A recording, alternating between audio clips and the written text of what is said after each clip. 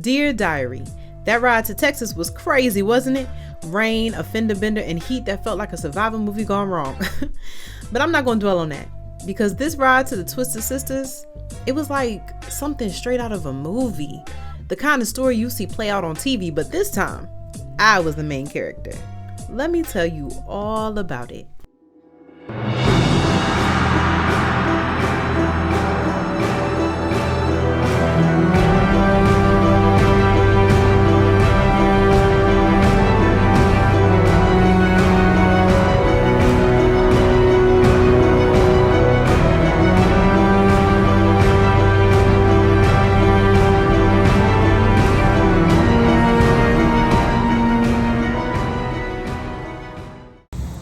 Good morning. I'm on my way to the Twisted Sisters. It's about 2 hours and 15 minutes from my current location. I'm starting off fresh because the last 48 hours have been crazy. If you saw my last video, then you already know it was a different type of ride, okay? Yeah. But I'm a trooper. I'm a G, and I pushed through and I made it. So now we about to hit the Twisted Sisters. Can't wait. Can't wait. So my morning started with a 125-mile ride out to Leakey, Texas, the gateway to the Twisted Sisters. The terrain flipped on me though. 1 minute it was city streets and storefronts every few blocks, and then the next, wide open fields with fewer and fewer signs of life. Riding through those little towns was a reminder that I definitely was not in Virginia anymore. The whole ride felt like something I'd only seen on TV. The ranches along the route, straight out of Yellowstone. If you've seen that show, you know. I halfway expected Rip to ride up next to me at any given point. And those hills and those mountains, that was pure Western movie energy. All I needed was a cowboy hat and a tumbleweed rolling by to complete the scene. I arrived at the headquarters thinking I'd find other riders about to take on this road too. But instead, nothing but cars. It felt like riding into a Western town before the showdown. But you know I had to get my picture, so I walked to the sign, and this was my marker that the story was about to begin. All right, y'all. So I made it to the Twisted Sisters. Let's go. It's hot, and I left my fan on the bike. I'll go back and get it. But I'm walking to this sign so I can get my picture at the Twisted Sisters, and then I'm gonna go into this grill and get me some food, because all I had this morning was a banana. I didn't want to eat. It was a 2-hour ride from where I'm staying, and it wasn't too bad. It's about a good 83 degrees. I think it's going to be up to 95 today. So we'll see. I'm almost at the sign. I'll see y'all when I get there. So I didn't actually see y'all at the sign before I rode the Twisted Sisters, but just keep on watching throughout the video and I'll catch you at the sign after the ride. After some grub and a short break, it was just like Rafiki said in The Lion King. It is time. Time to take on the 3 Twisted Sisters. All right, my belly is full. So now I'm about to go ride the Twisted Sisters. I done already bought the shirt that says I survived it. So I gotta do it now. Let's go.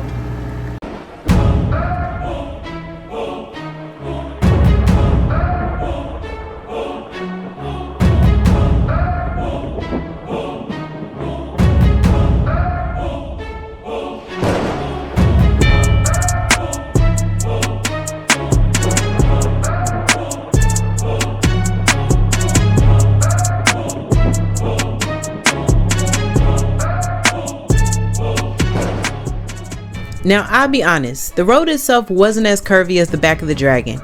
I wasn't pushed to my limits the same way, but what set the Twisted Sisters apart wasn't the challenge, it was the scenery. Mile after mile, the views just kept hitting different from anything I'd ever experienced. One stretch had that small town Gilmore Girls vibe, quiet, simple, like everybody knew each other. And then a few turns later, the hills and curves made it feel more like a scene from Stranger Things, where you just know something unexpected is waiting up ahead. The Twisted Sisters didn't demand all of my focus the way that the Dragon did, and that gave me the space to really observe my surroundings. The colors, the sky, the way that the road carved into the landscape. It reminded me why I just love riding in new areas. It's just the beauty of the land that I'm riding. Like, it's crazy how it feels. And not that it was all easy, but some of these drop-offs still had me thinking, okay, this could turn into a Final Destination sequel real quick. But for the most part, I was cruising, smiling in my helmet, and realizing that this was a different kind of ride. Less fight and more flow. All right, I have done the twins of the triplet sisters. So I'm about to ride 336. Right quick, I'm gonna go back to the motorcycle shop. I'm gonna chill out for a second, get my drinks. I've been hydrating this whole time. I'm actually about to pour another one. That's why I got that ice this morning. Cooler's still cold. So I'm gonna go ahead and hydrate and then rest and take my 2-hour trip back to the hotel, because my plan is to get in the pool tonight, baby. We cooling off. Let's get it. I survived the Twisted Sisters, okay? You survived, oh, you survived. Now, y'all just saw me walking out here about, 2 hours ago? If that. And now I'm walking back again to take another picture, because I survived the triplet sisters, okay? I survived. The Twister sisters. I did that. Did all 3 roads. All 3 of them. I'm proud of myself. I did it in the heat and a few drops of rain. Just a few. Just enough to cool me off. It was certain points on those roads, you got a lot of shade. And there was some points you got a lot of sun. And some points you got a little rain. It's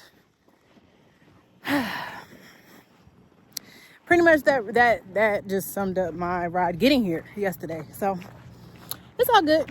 Survived it. The ride to Texas had been all about grit. Rain soaking me down, a fender bender, heat that felt personal. It tested my patience every mile, but the sisters, they were the counterbalance. They gave me peace for all that chaos, beauty for all that struggle, and where the road broke me down, the sisters built me back up.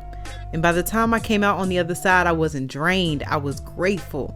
The Twisted Sisters gave me what the road down tried to take away. It felt less like a battle and more like a movie montage, the healing chapter to a rough first act. And that's the story I'll carry long after the ride is over.